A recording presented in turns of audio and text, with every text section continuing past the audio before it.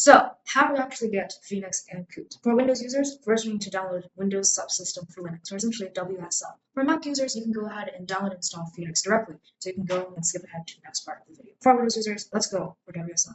First, we open Command Prompt, and then essentially copy this part on this website, GitHub for Phenix, and then just paste this, saying, hey, WSL, we want to install this specific distribution of Windows Subsystem for Linux, and then click Enter. And then all you have to do is make a new Unix username. So for me, I'm going to choose this and then make a new password. And don't worry if the cursor doesn't blink because it will not show that it's blinking. But just type it in again, click enter, and now it has been successful. Hooray! To access it, you can essentially do a WSL-D 2022.04 through your command prompt. So for example, if you close this down, opened up a new command prompt window, and then you said, hey WSL, I want to open my Ubuntu 22.04 distribution, then you can directly be automatically. Or something even easier is you just simply open a folder. For example, you can go to your downloads folder and then just go to the very top and just say bash. And then that'll bring you directly into your folder, but inside of the Linux system. So you can transfer files between your local computer and the Linux system so much more easily just by typing bash. So with that information, let's go ahead to the next step. To make Phenix and Coot work, we first need to download all these extra libraries. So just click copy. We're just going to paste in this. And of course, we need a password. Put our password and click enter. And say yes, we want to continue.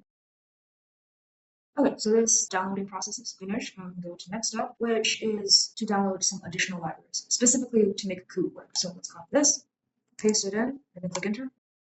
Okay, and then we move on to the next step, which is to make the graphic in the Phenix splash screen show up properly. So go ahead and do that. Okay, and then now if you have a Windows 10 computer, you would have to install an X11 server, and you would follow, essentially you would just download this. And then you would follow some instructions up there. For this computer is a Windows 11, so we will go ahead and go to the next step, which is to actually download Phenix. So how do you actually download Phenix? First, we have to download the tar zip file. So we'll just go to Google, Phenix download. You can say download and set up Phenix. First, we have to just request a password because we are very interested in looking at projects not for monetary purposes. We essentially can ask academic users. And if you're at a university, you can feel free to use your university email. For me, I am at Georgia Tech. You can type in your first and last name, and then type in your institution name, and then of course the department. And in the United States. And once all of the information is complete, you can go ahead and read through non-commercial end user agreement, and then you can say, I've read this. I only use it for nonprofit research, and of course, we are not military end users. Now they say, okay, we're able to accept your online request for Phenix, and then we'll just have to access our email. You can see that we have the Phenix download link, and this is a password, username and password. So we can click here, which is simply the same page, but instead now we download these. The download username is download. Put in our password that we copied from the email and click sign in. Now, this is the page where Mac users and Windows users will start downloading. For Mac users, you can either download the command line installer or download the point and click installer. I do believe the point and click installer will be much easier to use. For our Windows users, because we'll have Windows Subsystem for Linux, we'll go ahead and click this one. It will take around 5 to 8 minutes to fully download. So we'll go ahead and speed up this process for you guys.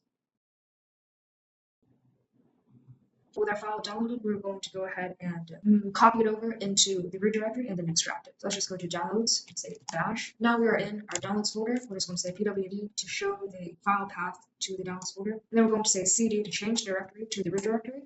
And then we're going to say ls to list out everything in the root directory, and there's nothing as expected in the root directory. And the root directory file path is, of course, pwd this file path. So we're going to just change directory and then copy this file path again. We want to make sure to add those quotation marks to show that this username entry is one single entity and not separate entities. Now we're back in the folder. Now we just have to copy this entire name, Phenix installer. And then if you only downloaded one, you can click the tab to autocomplete the full name. And then we're going to say space and then say the location that we want to copy it into, which is home, and the username. And then click enter. I'm going to give it a second. Oh, there we go. So now if we cd into our root directory and click enter, and then ls to list everything out, we see the zip folder, the tar file. So now all we have to do is unzip this folder by saying tar xzvf to completely, totally unzip this folder. And then Phenix installer, you can say tab to autocomplete, and then click enter. You see that it is fully extracting everything and then showing you the things that it's extracting. So while this is extracting, we can go ahead and download Coot. So let's go ahead and do that. Go down to install Coot. So while this is loading, there, this is loading. They can load at the same time. Okay, so this is finished. Now, of course, our next step is to fully install it. So let's just say ls. Okay, now we see the extractor folder and the original zip folder. Let's change directory into our extractor folder and ls again to see what's in here. Okay, and now I just want to say cd back into the previous folder, change directory dot dot to go up the directory, back to the root directory. We're going to just go to make directory Phenix. So we're going to create our new folder called Phenix. And now if we ls, we see that our Phenix folder is inside. So let's change directory back to the Phenix installer. Now we're just going to say dot / install and then prefix equals home and then the username and then your Phenix folder.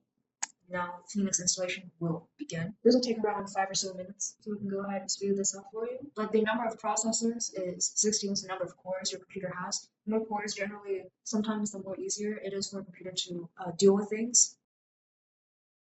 Okay, and with that information, we can go ahead and copy this and then remember this. So let's cd back, list out our directories, cd into our Phenix folder, and cd into this Phenix. Tab to autocomplete, click enter. I'm just going to say dot and then saying Phenix. And the Phenix GUI opens. Yes, we like to open it. Now we can say new project for now. We can say okay. And it's working. Alright. Okay, now all we need to do is open Coot. But of course, cannot open Coot because Coot does not exist. So how do we fix that? All we have to do is do the exact same thing. Move it over into the root directory and then extract it. So let's go ahead and move it into the root directory. Downloads folder. Let's go to downloads folder of bash. And then we're just going to copy our Coot into our root directory. And there we go. Now it is copied. Okay, it's finished copying. Let's see into our root directory. I'll to list everything out and wow. The folder or the item that we have in there is finished. Now I just have to extract this tar xzvf coot tab to autocomplete. Now it's extracting. Okay, it's finished extracting. And on to the next step, which is the final step. We want to view the Phenix to work. One of the files need to be changed. You can do this by typing this. Let's go ahead and type that. Phenix directory is namely username and then Phenix, and then we can say Phenix and then tab to autocomplete and then delete that, command base. Enter. Okay, so that should be good. And then let's just copy this and then this. So for example, if we quit this Phenix, we went over here and we said, okay, cd into our Phenix folder, ls cd into our Phenix.1 folder, ls, and then say dot / oh, over here, Phenix, and then Phenix, and then Phenix environment dash. So then we say Phenix. Say okay. Now we're going to click on Coot and say okay. Oh wow, it already works. That was unexpected. But the idea was to go to File Preferences, go to Graphics, type in this, and this is supposed to be, and then / Coot, and then click OK. And now you can see Coot with all of its functionalities. Isn't that exciting? So we wanted to see some tutorial data. We can click on this. And wow, you see some tutorial data. Say with Display Manager, say we don't want to look at the model, then we could just say the molecules and just not show the molecules. Or if you just wanted to see only the green and the red parts, we just close the other one. And if we only wanted to see the actual experimental electronicity map, we just close the green and the red parts, easy peasy. And say, for example, if we just wanted to delete everything, we did delete the model, delete this map, delete that map, or we just open it all up again. No tutorial data. We'll just turn into a new color. If we click space, it will move from residue to residue. It's not that close, but we can scroll in by right-clicking and scrolling in. We can scroll through the electronicity just through the scroll wheel. We can pan by control-clicking. Control-shift would also be for pan. Shift will be for the turn wheel style. Shift-alt is just like dragging down. Yeah, so this is great. So let's go to this little guy, which just means go to chain A, and then the first amino acid and say apply. This is amino acid aspartic acid. We see, of course, in C alpha C prime. Press space. In C alpha C prime. Press space again. See. In C alpha C prime.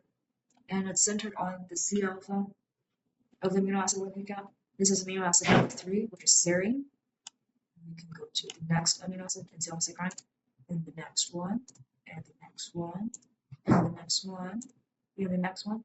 And say, for example, if we wanted to build some DNA for fun, we can just go to calculate, other modeling tools, and we can say create a DNA molecule. Let's say we wanted CG, CCGG, CG, CCGG, and we wanted DNA in the B form. And say okay. And then we have the DNA in here, and it's just taking up space. Say, for example, if we wanted to delete the protein, delete this map, and it's just the DNA at this point. And you can click on Control-Shift to scroll through different visualizations of the DNA. So, for example, if you wanted to move the DNA around, then you can, for example, click on this, rotate/translate the model. You can first click on one side of one molecule and then the other side of the other molecule. And now you have the entire thing selected. You can see by the faint yellow lines in there, we can translate it however we want. For example, translate it this way, or translate it this way, or rotate it a bit. We're also move it around this way, or rotate it that way, or translate it this way, or move it that way. These are very, very useful tools, especially if you're generating a DNA molecule, you're trying to fit it specifically in a map. For our case, we're just going to say, okay, for now, you can see it's completely out of order. If you're able to get to this step where you can generate some DNA molecules and then play around with it, you can also start identifying the DNA molecules, like the DNA ones. Which ones are C's and which ones are G's? Can you tell which ones they are? Which ones are C's and which ones are G's? This is a G, and this is a C. This is cytosine, and this is guanosine. Guanosine always pairs with cytosine. Let's actually go to Display Manager and delete this model. Let's go to Calculate, Other Modeling Tools. We see DNA RNA molecule. Go to DNA release, double-stranded. Okay again. How can we tell hydrogen bond? Just look at this.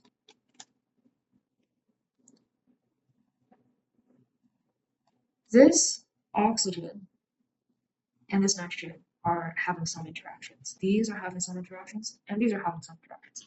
Cytosine and guanosine always have 3 hydrogen bonds. I want you to figure out which of these 6 have hydrogens on them. Which ones are the hydrogen donors and which ones are the hydrogen acceptors. And then also play around with generating additional DNAs. For example, other modeling tools generate some more DNA.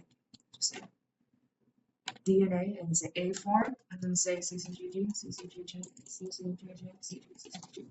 And then my question now is, I want you to tell me not only which of the oxygen or nitrogens donate hydrogen in their hydrogen bonds, additionally, what is the difference between an A form DNA and a B form DNA? For example, for our A form DNA, if we look down the DNA molecule, this is what it looks like. And for our B form DNA, if we look down our DNA molecule, this is what it looks like. Can you tell us what are some of the main differences between A form and B form DNA?